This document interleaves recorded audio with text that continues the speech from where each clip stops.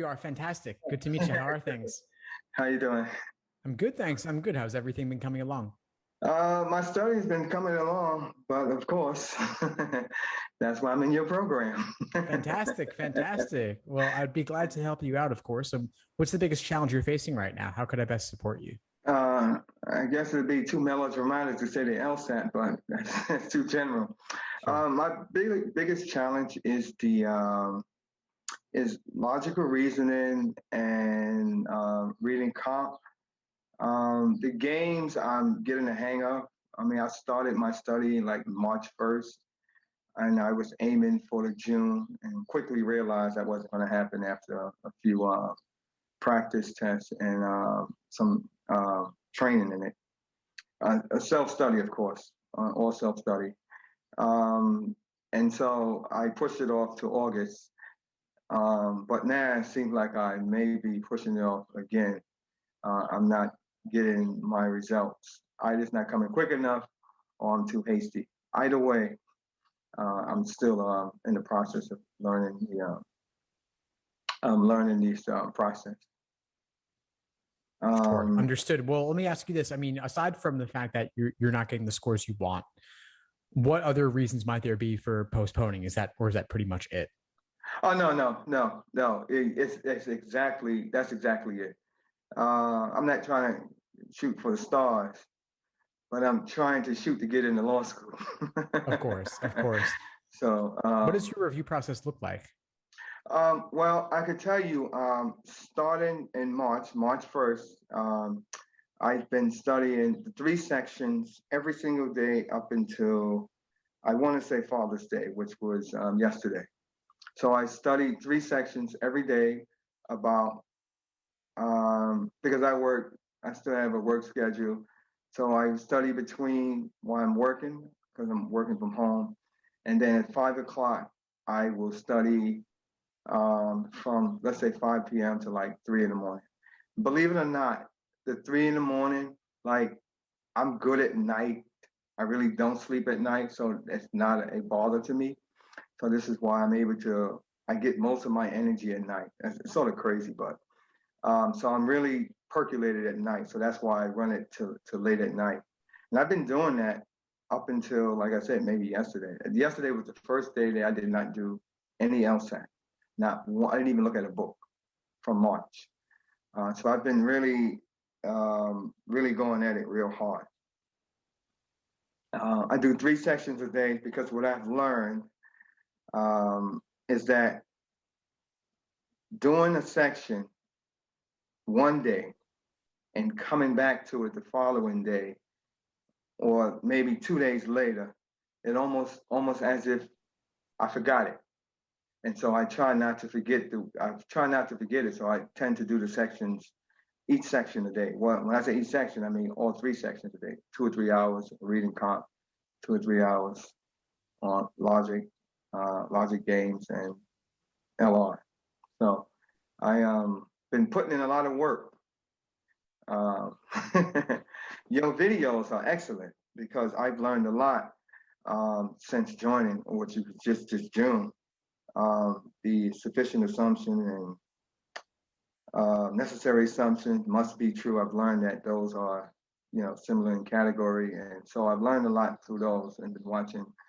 I log on with Ben on Tuesdays and Ariel. Also social with reading comp. So yeah, so I've been putting in the work and I'm sort of happy that I found you in the ethos. So yeah, so that has given me a boost. That's all great to hear. No, I'm really glad that you're showing up consistently. You're watching the videos, you're putting in the work on your end. So I'm glad to hear all that. One Right. potential red flag I heard as well, though, is that yesterday was the first day you took off Yeah. entirely in several months. Yes, yes. That's the yesterday is the first day that I took off. I was tempted to pick up a book, and I said no, I'm not going to do it. I'm not going to do it. And I resisted, and I did not do it. I think I'm working too hard at it. I I mean I read a lot of stuff on burnout and stuff like that, and even from listening to the podcast, which I'm an avid listener of your podcast. So I'm wary of that, and I'm looking at it. But I'm well aware of the signs. But I'm aware of the signs. But so far, I'm sort of energized. So I that's why I'm able to do it the way I'm doing it, because I've been so energized since March. So I haven't really bothered to take off except for yesterday. I'm glad you take off though. And I'm glad that you're energized. The energy is important, but too much energy can be counterproductive. We Yeah, don't want you to just do LSAT 24/7. We want you to get the score increase in the end.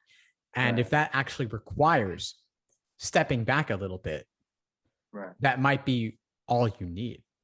Yeah, you're right. And that's going to be put into test today when I started back up today. Maybe I might be able to look at some questions differently. But the logical reasoning section is one tough cookie. It is one tough cookie, and I'm inconsistent in it, and that's my major issue.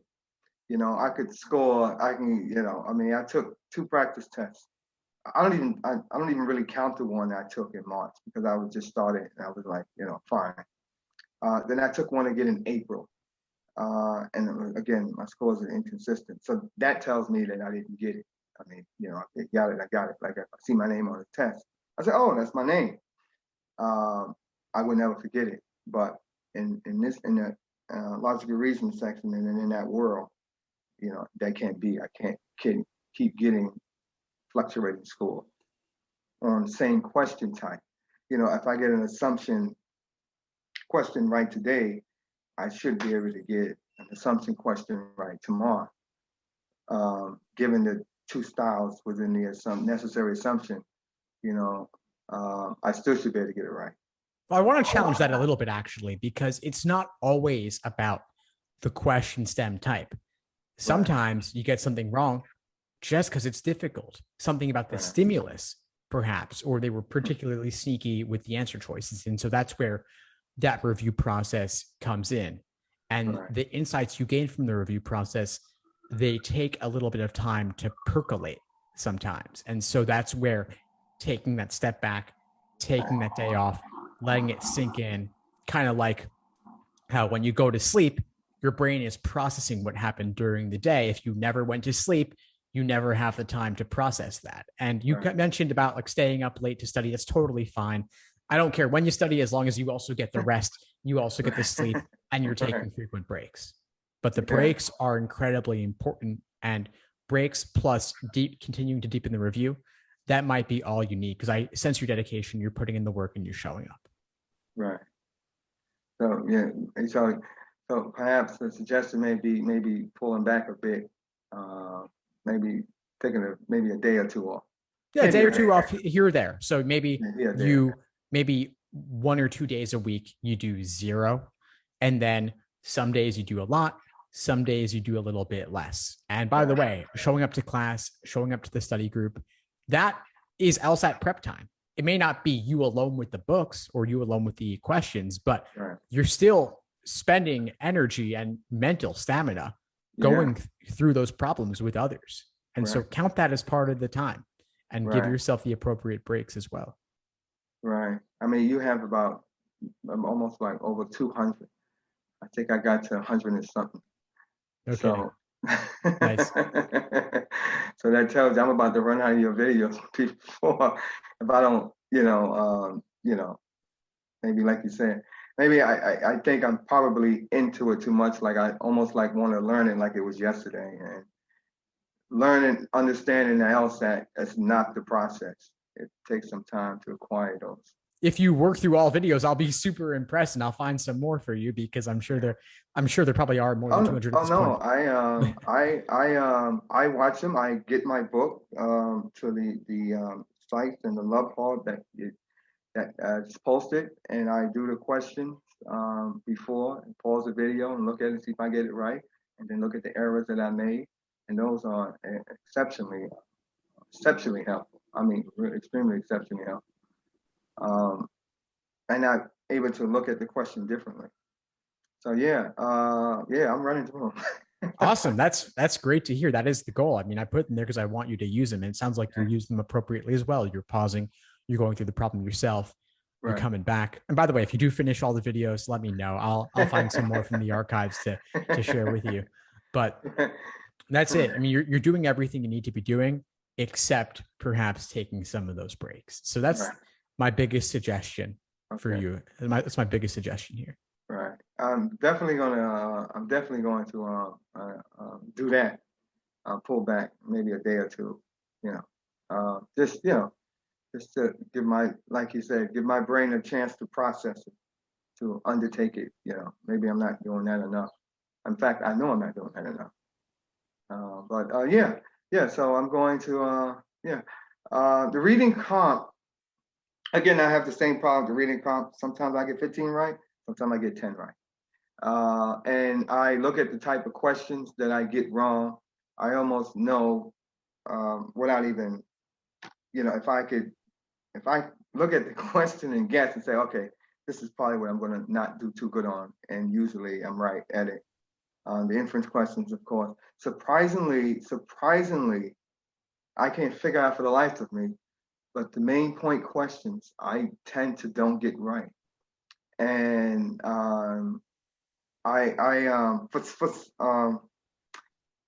and I started reading with a different view of it. I mean, I was just basically looking for the main idea, thinking, oh, the main idea encompasses maybe 450 or 500 words, but sometimes it just come into a sentence or two in the end or in the middle, or the author may say, but after he says whatever he's critiquing, and that would be, the main idea. And I just figured that out from watching your video. I just figured that out, and then I sort of like correct my reading now on the reading part.